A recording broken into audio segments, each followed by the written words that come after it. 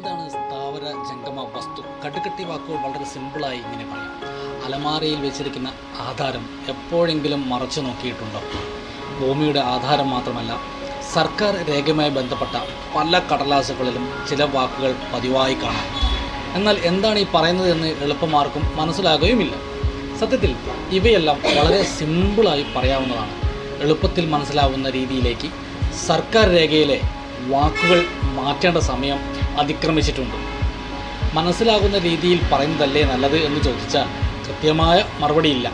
എങ്കിലും 25 വർഷം മുമ്പുള്ളതിൽ നിന്നും ചില മാറ്റങ്ങൾ വന്നിട്ടുണ്ട് എന്നതും ആശ്വാസമാണ്.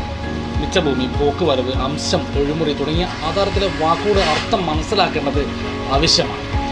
എന്താണ് സ്ഥാവര വസ്തു എന്ന ചോദ്യത്തിന് ഇങ്ങനെ മറുപടി നൽകാം. ഭൂമിയുമായി ബന്ധപ്പെട്ട കാര്യങ്ങളാണ് സ്ഥാവര ജംഗമ വസ്തുക്കളിൽ വരിക.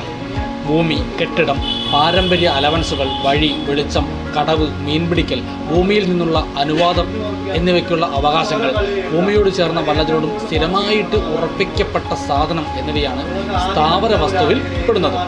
1908 രജിസ്ട്രേഷൻ നിയമത്തിൽ 2(6) വകുപ്പിൽ എന്താണ് സ്ഥാവര വസ്തു എന്ന് വിശദമാക്കുന്നുണ്ട്.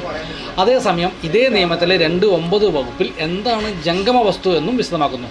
നിൽക്കുന്ന തടി, വളരുന്ന വിള, പുല്ല്, വൃക്ഷങ്ങളുടെ ഫലം എന്നിവയും സ്ഥാവര വസ്തുക്കളിൽ ഒഴിച്ചുള്ള എല്ലാം ജംഗമ സ്വത്തുക്കളായിട്ടാണ് പരിഗണിക്കുക. ആധാരത്തിൽ കാണുന്ന മറ്റൊരു വാക്കാണ് ചമയം. വീട് അല്ലെങ്കിൽ കെട്ടിടം എന്നാണ് ഇതുകൊണ്ട് അർത്ഥമാക്കുന്നത്.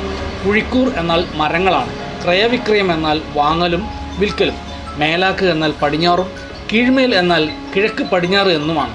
നഞ്ച, പള്ളിയാൽ, നിലം എന്നൊക്കെ പറഞ്ഞാൽ നെൽകൃഷി ചെയ്യുന്ന സ്ഥലങ്ങളാണ്. ആധാരത്തിൽ കാണുന്ന സ റ എന്ന വാക്കുകൊണ്ട് ഉദ്ദേശിക്കുന്നത് സബ് രജിസ്ട്രാർ എന്നാണ്. പുഞ്ച, അസ്ഥിരപുഞ്ച, പുരയിടം, സ്ഥിരപുഞ്ച എന്നൊക്കെ പറയുന്നത് പറമ്പാണ്. മിച്ചഭൂമി, പുറമ്പോക്ക്, തരിശ്, പണ്ടാരവക ഇവയെല്ലാം സർക്കാർ ഭൂമിയാണ്. അംശം എന്നാൽ വില്ലേജിനെ സൂചിപ്പിക്കുന്നു. ബ്ലോക്ക്, അംശം, ദേശം എന്നത് സർവേ ചെയ്യാനുള്ള സൗകര്യത്തിന് തരംതിരിച്ച പ്രദേശങ്ങൾ.